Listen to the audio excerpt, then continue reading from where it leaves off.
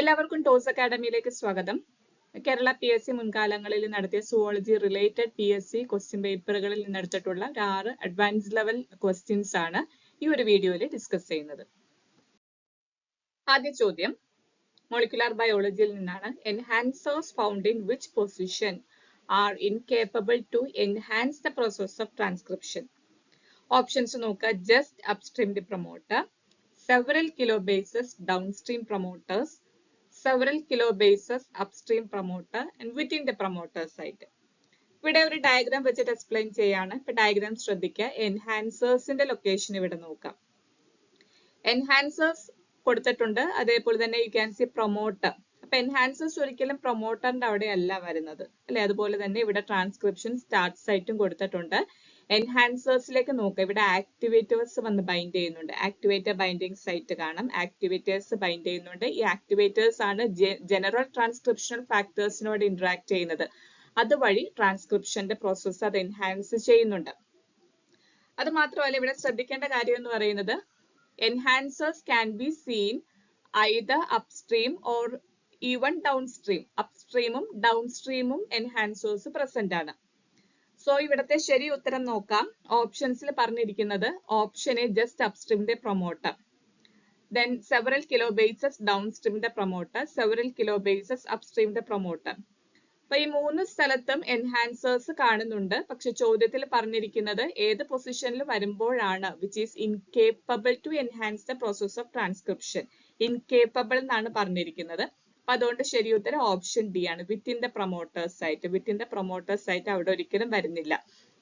So the right answer will be option എയും ബിയും സിയും കറക്റ്റ് ആണ്. സോ ഇവിടുത്തെ ശരി ഉത്തരം ഓപ്ഷൻ ഡി ആണ്. കാരണം ഇൻകേപ്പബിൾ ആണ് ചോദിച്ചിരിക്കുന്നത്. So option D is the right answer. Second question, find out the correct statement regarding acromegaly and the influence of high level of growth hormone in it. So correct statement ആണ് ഇവിടെ ചോദ്യം ചോദിച്ചിരിക്കുന്നത്. So ആക്രോമെഗാലി എന്ന് പറയുന്നത് ഒരു growth hormonal disorder ആണ്. Over production of growth hormone in adult leads to acromegaly. ഇവിടെ തന്നിരിക്കുന്ന ഓപ്ഷൻസ് നോക്കാം. Increased level of growth hormone, അപ്പൊ അത് കറക്റ്റ് ആണ്. Acromegaly increased level of growth hormone ആണ്. Stimulate increase production of vasopressin from adrenal gland. നമുക്കത് നോക്കാം. Then option B, increased level of growth hormone, then stimulate increased production of insulin-like growth factor 1, that is IGF-1 from liver. Option C, increased level of growth hormone, stimulate increased production of vasopressin from liver. Next option, increased level of growth hormone, stimulate increased production of insulin-like growth factor 1 from adrenal gland. ഇവിടെ ഒരു diagram വെച്ചിട്ട് explain ചെയ്യാണ്. So growth hormone pituitary gland secrete ചെയ്യുന്ന hormone ആണ്. So hormone growth ഹോർമോണിന്റെ level കൂടുമ്പോൾ ഇവിടെ നോക്കുക. ഇവിടെ ഏത് ഓർഗനാ കൊടുത്തിരിക്കുന്ന liver. Liver will be secreting the insulin like growth factor 1. Insulin like growth factor 1 production സംഭവിക്കുമ്പോഴാണ് ഗ്രോത്ത് ഹോർമോണിന്റെ എഫക്ട് ബോഡിയിൽ വരുന്നത്. Like muscle, bone, tissue growth, cellular repair and rejuvenation തുടങ്ങിയ കാര്യങ്ങളെല്ലാമാണ് അതിന്റെ എഫക്റ്റ് ആയിട്ട് വരുന്നത്. സോ ഇവിടുത്തെ ശരി ഉത്തരം ഏതായിരിക്കും? എന്തായാലും ആക്രോമെഗാലി എന്ന് പറയുന്നത് increased level of growth hormone ആണ്. 4 ഓപ്ഷൻസിലും ഇൻക്രീസ്ഡ് ലെവൽ തന്നെയാണ് കൊടുത്തിരിക്കുന്നത്.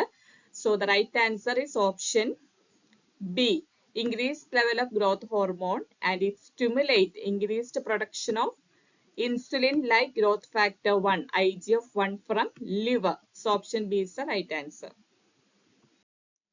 The next question, how many conformational changes occur in ribosome coupled with GTP hydrolysis during each cycle of chain elongation in translation? So elongation help ചെയ്യുന്ന GTP hydrolysis നടക്കുന്ന എത്ര steps ഉണ്ടെന്നാണ് ചോദിച്ചിരിക്കുന്നത്. So ഇവിടെ diagram നോക്കാം. ഇപ്പൊ ഡയഗ്രാമിൽ ഇവിടെ GTP ഹൈഡ്രോളിസിസ് നോക്കുക. ഇലോങ്ങേഷൻ സൈക്കിൾ മാത്രമാണ് ഇവിടെ കൊടുത്തിരിക്കുന്നത്. സോ 2 സ്റ്റെപ്പിലാണ് GTP ഹൈഡ്രോളിസിസ് അവിടെ നടക്കുന്നത്. അവിടെ വരുന്ന ഫാക്ടേഴ്സും കൂടി പറയാം. ഒന്ന് ഇലോങ്ങേഷൻ ഫാക്ടർ തെർമലി അൺസ്റ്റേബിളും മറ്റൊന്ന് ഇലോങ്ങേഷൻ ഫാക്ടർ ജിയും ആണ്. ഇവിടെ ഈ 2 സ്റ്റെപ്പിലാണ് GTP ഹൈഡ്രോളിസിസ് നടക്കുന്നത്. സോ നമ്മുടെ ശരി ഉത്തരം ഏതാണ്? Option C 2. അടുത്ത ചോദ്യം എക്കോളജി റിലേറ്റ് ചെയ്ത് വരുന്ന ഒരു ചോദ്യമാണ്. What percentage of ultraviolet radiation increases with a subsequent reduction of 1% ozone? Question വളരെ സിമ്പിൾ ആണ്, എന്നാലും ചെറിയൊരു കൺഫ്യൂഷൻ ഈ ഒരു ചോദ്യത്തിൽ വരും. ഓസോണിന്റെ ലെവല് ഒരു 1% റെഡ്യൂസ് ചെയ്യുമ്പോൾ അൾട്രാവയലറ്റ് റേഡിയേഷന്റെ പെർസെന്റേജ് എത്ര ശതമാനമാണ് ഇൻക്രീസ് ചെയ്യുന്നത്? Option 8%, 10%, 2%, 6%. Here the right answer will be 2%. Ozone 1% reduce ചെയ്യുമ്പോൾ അൾട്രാവയലറ്റ് റേഡിയേഷന്റെ പെർസെന്റേജ് 2% ആണ് ഇൻക്രീസ് ചെയ്യുന്നത്. The next question, which of the complement activation pathways are antibody independent? Complement activation pathways immunology യിൽ വരുന്ന ഒരു ഭാഗമാണ്. പ്രധാനമായിട്ടും 3 ടൈപ്പ് കോംപ്ലിമെന്റ് പാത്വേ ആണ് വരുന്നത്. ക്ലാസിക്കൽ പാത്വേ വരുന്നുണ്ട്, ഓൾട്ടർനേറ്റീവ് പാത്വേ വരുന്നുണ്ട്, ലെക്റ്റിൻ പാത്വേ വരുന്നുണ്ട്. അപ്പൊ ഇതില് ഓപ്ഷൻ സി പ്രോപെറിഡിൻ പാത്വേ എന്നും കൂടി പറഞ്ഞിട്ടുണ്ട്. അത് ലെക്റ്റിൻ പാത്വേയുടെ ഭാഗമായിട്ട് തന്നെയാണ് വരുന്നത്.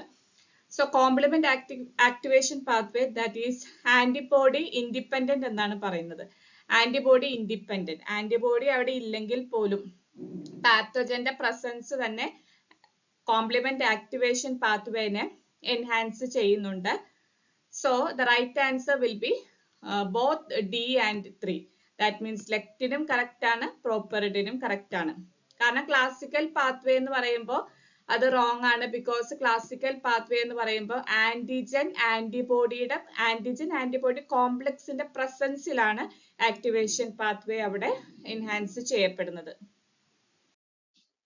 The next question, animal physiology digestive system base ചെയ്തിട്ടാണ്. Which among the following is the first trigger for secretion of gastric juice? അപ്പൊ ഇവിടെ ശ്രദ്ധിക്കേണ്ട ടേം എന്ന് പറയുന്ന ഫസ്റ്റ് ട്രിഗർ ആണ് ചോദിച്ചിരിക്കുന്നത്. gastric juice secretionന്റെ ഫസ്റ്റ് ട്രിഗർ.